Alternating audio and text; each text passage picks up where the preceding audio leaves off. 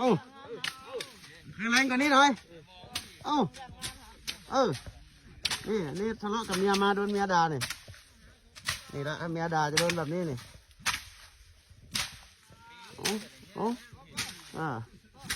ดูไว้เด้อเมียน่ะบอกว่าอย่าหือ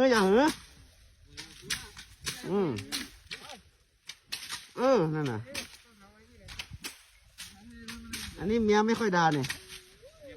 เมียไม่ค่อยด่าเนี่ยคนนั้นน่ะเมียด่าเนี่ยเก็บกดเก็บกดนี่คนเก็บกดสงสัยเมียด่ามาเยอะ